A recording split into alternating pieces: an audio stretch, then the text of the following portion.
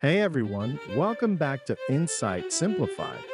In our last video, we dove into the key concepts of Adam Smith's seminal work, The Wealth of Nations. Today, we're going to break down one of Smith's most famous ideas, the invisible hand. This concept has shaped economic thought for centuries, but what does it really mean? And how does it work in practice? Let's find out. The clash of economic titans. All right, imagine this.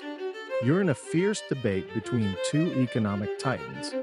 On one side, we have Adam Smith, the father of modern economics. On the other, the die-hard mercantilists who think gold and silver are the ultimate treasures. Sounds like an epic showdown, right? Buckle up because we're diving into the heart of this clash. The mercantilist mindset. So, mercantilists. These folks were all about hoarding gold and silver, believing that these shiny metals were the true measure of wealth. For them, trade was a zero-sum game. One country's gain was another's loss. It's like they saw the world as a giant monopoly game, where every transaction was a high-stakes competition. To bring this to life, think about old Goriot from Balzac's novel Eugenie Grandet. This guy is the ultimate miser. He's loaded with cash but lives super frugally, wearing the same clothes for decades and even cutting his own hair to save money. For him, counting coins is the only joy in life. That's the mercantilist mindset in action. Stash the wealth, spend as little as possible, and keep that gold coming in. Mercantilism's impact on nations. Now let's scale this up to a national level. Mercantilist nations built massive tariff walls to keep foreign goods out and subsidize their exports to ensure a favorable balance of trade. It was all about stockpiling as much gold and silver as possible, thinking that would make them richer and more powerful. But here's the kicker. This approach led countries to try producing everything domestically, even if it wasn't efficient. Industries popped up with heavy government support, and trade guilds formed to protect local businesses. This drive for self-sufficiency often stifled innovation and economic growth. The rise of Adam Smith's ideas. Enter Adam Smith with his revolutionary idea. Wealth isn't about hoarding metals, but boosting productivity through specialization and trade. Smith saw that when people focus on what they do best and trade with others, everyone benefits. This mutual gain is the essence of his famous invisible hand theory. Smith realized that even when people act out of self-interest, they often end up benefiting society as a whole. For example, a baker doesn't bake bread out of charity but to make a living. Yet by doing so, they provide a crucial service to the community. This self-regulating behavior in a free market ensures that resources are allocated efficiently, benefiting everyone. The invisible hand at work.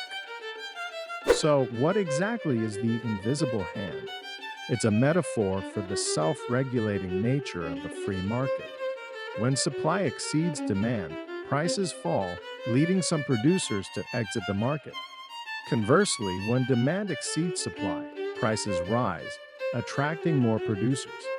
This constant adjustment leads to an optimal distribution of resources without the need for central planning. Imagine a bustling market. If apples are in short supply, their price goes up, encouraging more farmers to grow apples. If there's an oversupply, prices drop, and some farmers switch to other crops. This dynamic balance is the invisible hand in action. Misconceptions and clarifications. It's crucial to note that Smith didn't advocate for a completely hands-off approach by the government. He acknowledged that certain situations require intervention, such as protecting national security, providing education, and building infrastructure. These areas, Smith argued, are essential for a functioning society and a thriving economy. Diving deeper. Examples of the invisible hand. Let's dive deeper into some real world examples of the invisible hand at work. Take the tech industry, for instance. In the early 2000s, the smartphone market was virtually non existent. Fast forward to today, and it's one of the most competitive and innovative sectors. Companies like Apple, Samsung, and Google are constantly pushing the boundaries of technology, driven by consumer demand. This competition not only benefits consumers with better products, but also drives technological advancements that spill over into other industries. Another example can be found in agriculture. Farmers respond to market signals when deciding what crops to plant. If there's a high demand for corn, more farmers will plant corn, increasing supply and eventually balancing out the price. This responsiveness to market signals ensures that resources are used efficiently and consumer needs are met. The global perspective. The invisible hand doesn't just work within national borders, it also applies to global trade. Countries that specialize in producing goods where they have a comparative advantage and trade with others can achieve higher levels of efficiency and prosperity. For instance, Japan's focus on electronics and automotive industries has made it a global leader in these fields, while countries like Brazil excel in agriculture. However, the global application of the invisible hand isn't without challenges. Trade imbalances, protectionist policies, and economic nationalism can disrupt the natural flow of goods and services. Smith's theory suggests that reducing these barriers and fostering open markets can lead to greater global economic stability and growth. The role of innovation. Innovation is a critical component of Smith's invisible hand theory. In a free market, businesses are constantly seeking ways to improve their products and services to gain a competitive edge. This drive for innovation leads to technological advancements and increased productivity, benefiting society as a whole. Consider the energy sector. The quest for more efficient and sustainable energy sources has led to significant advancements in renewable energy technologies. Solar and wind power have become viable alternatives to fossil fuels, driven by market demand and the pursuit of profit. These innovations contribute to a cleaner environment and a more sustainable future. Education and the invisible hand. Education is another area where the invisible hand plays a vital role. As industries evolve, the demand for new skills and knowledge grows. Educational institutions respond by offering programs that equip students with the skills needed in the job market. This dynamic ensures that the workforce is continuously adapting to meet the needs of the economy.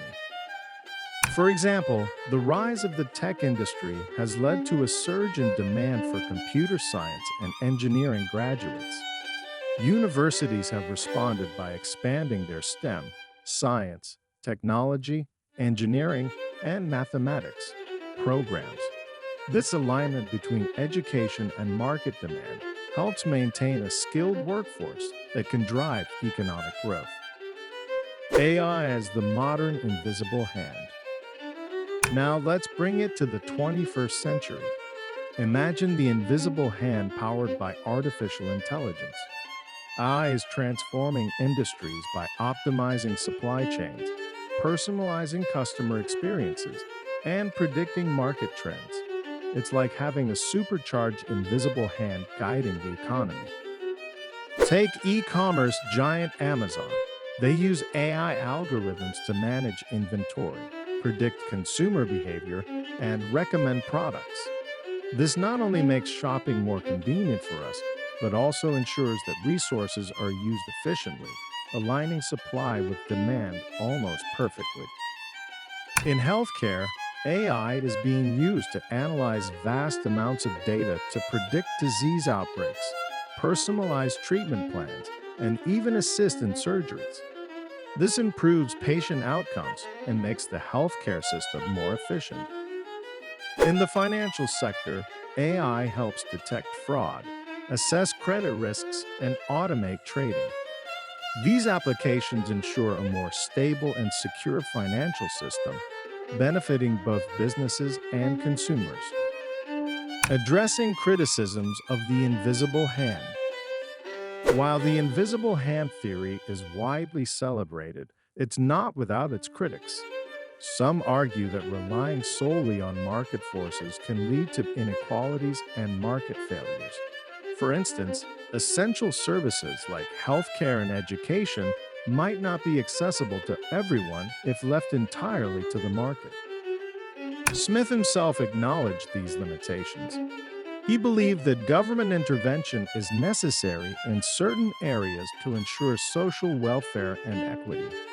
For example, public goods like national defense and infrastructure require government provision because they benefit everyone and cannot be efficiently provided by the market alone. The invisible hand in modern economics. In modern economics, the invisible hand continues to influence policy and theory. Economists use it to justify market-based approaches to solving economic problems. However, the debate between free markets and government intervention persists, with each side presenting compelling arguments.